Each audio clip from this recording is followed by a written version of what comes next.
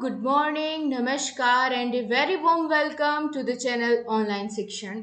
मैं हूं आपके साथ अंजलि बालियान और आप सभी साथियों का स्वागत करती हूं।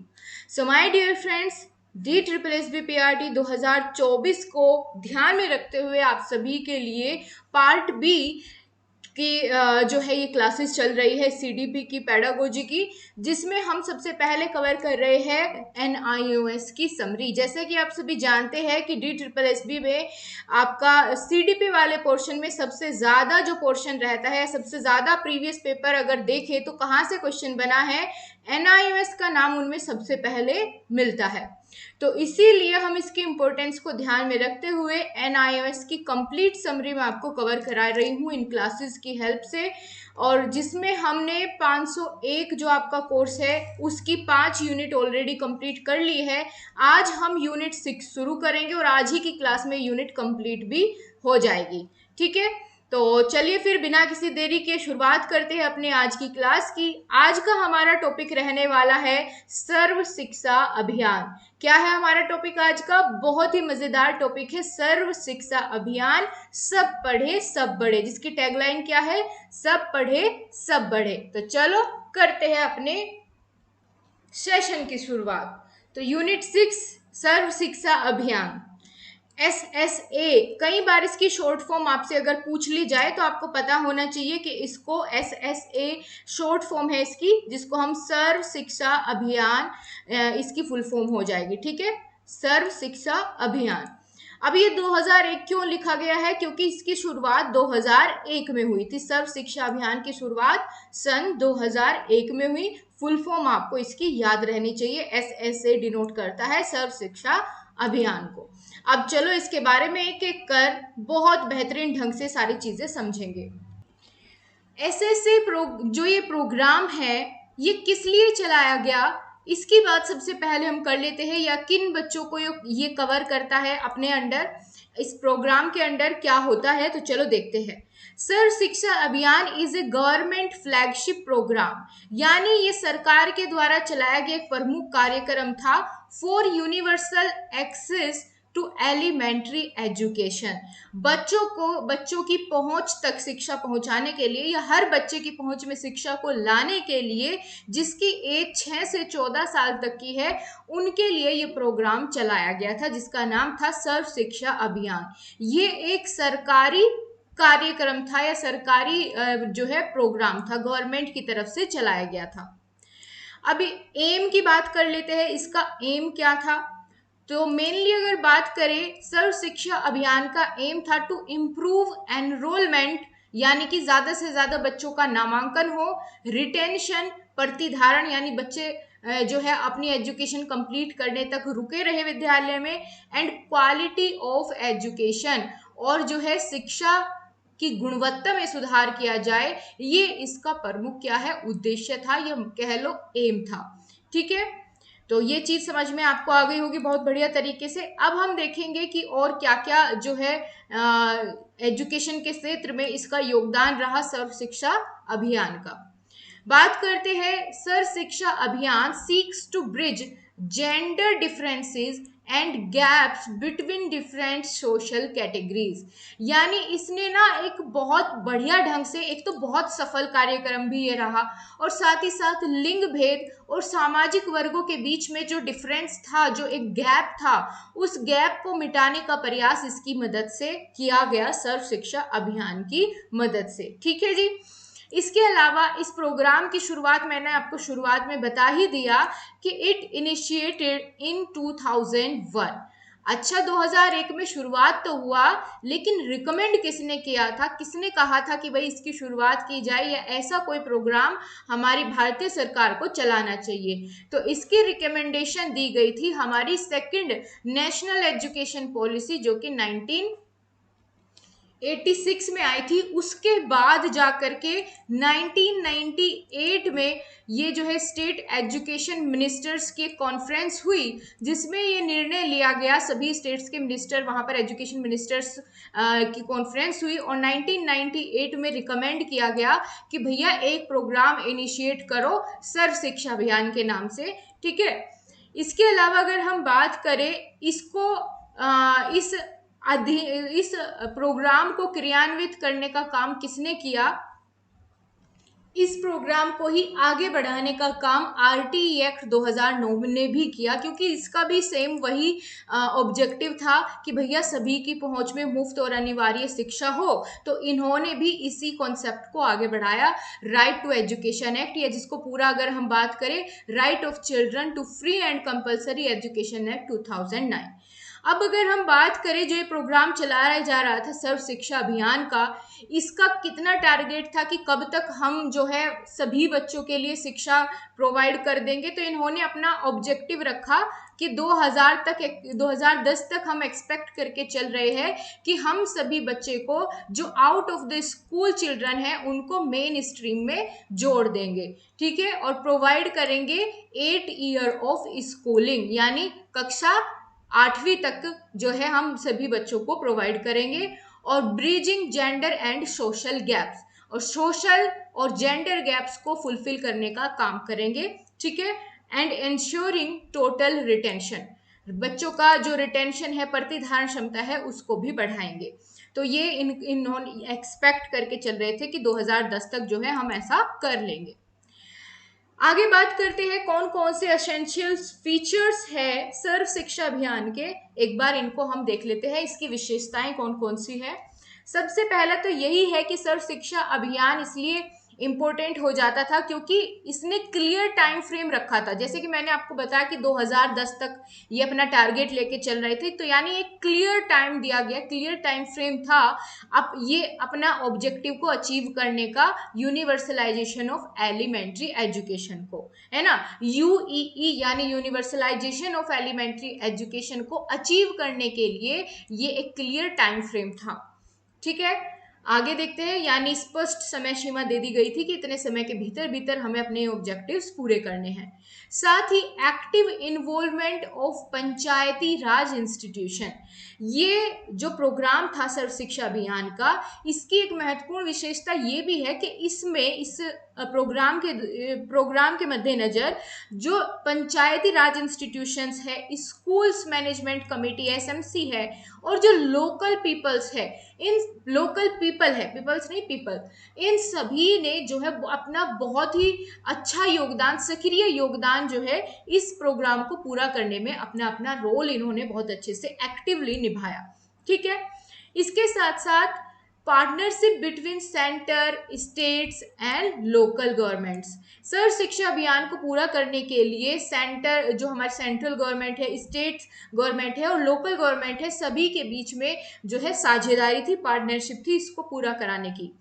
इसके अलावा opportunities for public private partnership in implementation, इसके साथ साथ पीपीपी की फुल फॉर्म अगर पूछ ली जाए तो आपको पता होना चाहिए, पब्लिक प्राइवेट पार्टनरशिप। आपके प्रीवियस पेपर को अगर आप उठा के देखोगे तो आपको कितनी सारी शॉर्ट फॉर्म्स या फुल फॉर्म्स इस तरीके से देखने को मिल जाती है। आगे बात करते हैं अब इसी के थ्रू और क्या क्या चीजें जो है लागू की गई। एसएसए के कंट्रीब्यूशन से ही मिड डे मील को और बढ़ावा मिला। हालांकि मिड डे मील पहले से चली हुई आ रही थी, सर्व शिक्षा अभियान तो जाकर के फिर 2001 में शुरू हुआ, लेकिन मिड डे मील की शुरुआत तो 1995 में हो गई थी। लेकिन इसने सर्व शिक्षा अभियान को जो है वो एक नए मुकाम तक पहुंचाने के लिए, या ये कह लो कि उसको फुलफिल करने के लिए, उसके ऑब्जेक्टिव को बहुत बड़ा रोल निभाया मिड डे मील स्कीम ने। तो हम अब देखेंगे mid day meal scheme and its contribution in SSA यानी सर्व शिक्षा अभियान, कि मिड डे मील का क्या कंट्रीब्यूशन रहा, इसने किस तरीके से मदद करी सर्व शिक्षा अभियान को फुलफिल करने में, ठीक है जी। चलो देखते हैं। सबसे पहले हमें पता होना चाहिए कि मिड डे मील स्कीम कब चलाई गई थी। ये इंपॉर्टेंट हो जाता है आपके जीके के पॉइंट ऑफ व्यू से भी और साथ ही साथ सीडीपी के पॉइंट ऑफ व्यू से भी। तो mid day meal scheme launched on October 1995, 2 अक्टूबर 1995 में मिड डे मील जो योजना है इसकी शुरुआत की गई थी as the national programme of nutritional support to primary education. Primary education प्राप्त करने वाले बच्चों को न्यूट्रिशनल सपोर्ट देने के लिए प्राथमिक शिक्षा के दौरान उनको मिड डे मील जो ये योजना है ये प्रोवाइड की जाती थी। अब मिड डे मील या एमडीएम, इसकी शॉर्ट फॉर्म होती है एमडीएम, ठीक है। अगर एमडीएम करके पूछ ले तो आपको पता होना चाहिए एमडीएम मतलब मिड डे मील। इसके साथ साथ इस स्कीम की हेल्प से, मिड डे मील योजना की हेल्प से क्या प्रोवाइड किया जाता था? वीट। वीट मतलब अनाज या गेहूं कह लो। 3 किलो पर स्टूडेंट पर मंथ उनको गेहूं जो है 3 किलो गेहूं दिया जाता था। कितना? 3 kg, ठीक है, पर स्टूडेंट पर मंथ। और for 10 months a year subject to 80% attendance. यहाँ पर बताया गया है कि 10 महीनों के लिए उसको प्रति माह 3 किलो गेहूं प्रदान किया जाता है। और इसके अलावा ये डिपेंड करता है कि बच्चे की जो अटेंडेंस है वो 80% कम से कम होनी चाहिए, तभी उसको ये चीजें मुहैया कराई जाएगी, जिससे कि बच्चा रेगुलर आना भी सुनिश्चित करे। ऐसा ना हो कि जिस दिन मिड डे मील प्रोवाइड की जा रही है उसी दिन वो स्कूल गया सिर्फ खाना लेने के लिए, ऐसा ना हो। इसीलिए यहाँ पर उपस्थिति को भी इसका एक जो है यहाँ पर मेन हिस्सा बनाया गया कि भैया अटेंडेंस भी देखी जाएगी मिड डे मील प्रोवाइड करने से पहले, ठीक है। तो 10 महीनों के लिए 3 किलो गेहूं प्रदान किया जाता था। इसके अलावा हम बात करें supreme court mandate providing cooked meals. यहाँ पर पहले जैसे कि मैंने आपको बताया कि 3 किलोग्राम गेहूं दे दिया जाता था, लेकिन फिर सुप्रीम कोर्ट ने क्या किया, यहाँ पर मैंडेटरी कर दिया कि बच्चे को हॉट कुक्ड मील दी जाएगी, यानी विद्यालय में ही पका करके भोजन दिया जाएगा, जैसे कि आज के समय में होता है, बच्चे को वहीं पका पकाया भोजन मिलता है ना, स्कूल्स में। और उसके लिए भी क्या रखा गया कि प्रत्येक स्कूल दिवस में 300 कैलोरी और 8 से 12 ग्राम प्रोटीन के साथ पके हुए भोजन प्रदान करना अनिवार्य किया, ठीक है। कि एक तो उसमें कैलोरी कितनी होनी चाहिए, प्राइमरी के बच्चों के लिए अगर हम बात करें तो 300 कैलोरी प्रत्येक दिन उसको भोजन में उसके हो, और 8 से 12 ग्राम प्रोटीन भी उसके भोजन में हो, ऐसा भोजन उसको प्रोवाइड किया जाए। आपने देखा होगा कि कब किसी दिन जो है खिचड़ी बनाई जाती है, किसी दिन दलिया बनाया जाता है विद्यालय में, है ना, किसी दिन केला और दूध दिया जाता है। तो इस चीज का भी ध्यान रखते हुए ये सारी चीजें मिड डे मील में शामिल की गई। अब हम बात करते हैं कि सर्व शिक्षा अभियान को कैसे इम्प्लीमेंट किया गया। क्या ये सर्व शिक्षा अभियान इससे पहले भी कहीं चलाया गया था, या किसी के जो है किसी के दिमाग की उपज इससे पहले भी थी कि इस तरह का कोई कार्यक्रम चलाया जाए, उसको हम देख लेते हैं। बात करते हैं Tamil Nadu and Pondicherry pioneer universal school feeding Tamil Nadu programme became a national programme. कि जो भोजन वाले या मिड डे मील की शुरुआत जो हुई थी, ये इससे पहले तमिलनाडु में जो है इसको शुरू किया गया था एज ए मॉडल, ठीक है, एज ए मॉडल इसको शुरू किया गया था कि वहां पर इसको अप्लाई करके देखा गया। वहां पर ये योजना सफल रही, बच्चों का नामांकन बढ़ा, बच्चों ने जो है अपनी एजुकेशन पूरी करना शुरू किया, विद्यालय आना लगातार शुरू किया। तो फिर इस योजना को एज ए नेशनल मॉडल लिया गया और फिर पूरे देश में लागू कर दिया गया, ठीक है। तो पौंडीचेरी और तमिलनाडु इन दोनों ने पहल की थी सबसे पहले कि इस विद्यालय में भोजन भी साथ में प्रोवाइड कराने की, फिर इसको पूरे राष्ट्र में एक मॉडल की तरह लॉन्च कर दिया गया। अब हम देखेंगे सर्व शिक्षा अभियान का क्या इम्पैक्ट पड़ा, क्या प्रभाव पड़ा, वो हम देखते हैं। तो बात करेंगे सबसे पहले, it facilitate access to education by addressing nutritional needs. कि ये साथ साथ बच्चों की जो पोषण संबंधी आवश्यकताएं हैं उनको भी पूरा करता है, और शिक्षा तो प्रोवाइड करता ही है ना, शिक्षा तक पहुंच को सुविधाजनक बनाता है, और बच्चे को जो उसकी बेसिक नीड्स होती है, पोषण संबंधी आवश्यकताएं होती है, उनको भी फुलफिल करने में मदद करता है। ये इसका इम्पैक्ट पड़ा। साथ ही encourages enrolment and retention of economically disadvantage children. यानी जो गरीब परिवार के बच्चे थे, आर्थिक रूप से पिछड़े हुए बच्चे थे, उनके नामांकन को प्रोत्साहित किया। क्योंकि क्या होता था, गरीब परिवारों में या आर्थिक रूप से जो पिछड़े परिवार थे, वो भोजन के लिए ही तो भैया सब अपने पेट के लिए कमाते हैं, है ना, तो वो पेरेंट्स क्या करते थे, अपने बच्चे को काम में लगाते थे ताकि जो है उनको 2 वक्त का खाना मिल सके।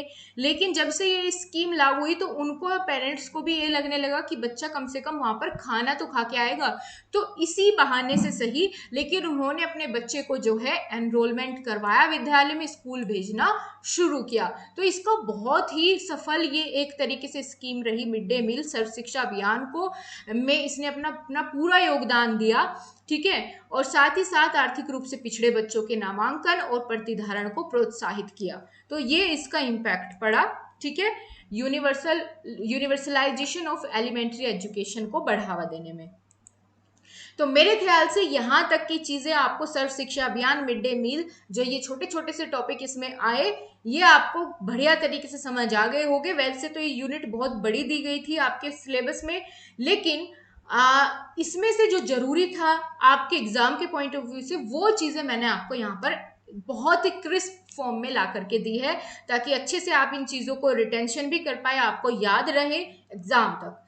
तो मेरे ख्याल से आपको क्लास पसंद आई होगी। अगर पसंद आई है तो वीडियो को लाइक शेयर सब्सक्राइब करना बिल्कुल ना भूलें। इसी के साथ हमारी यूनिट 6 कंप्लीट होती है। कल से हम यूनिट 7 की शुरुआत करेंगे।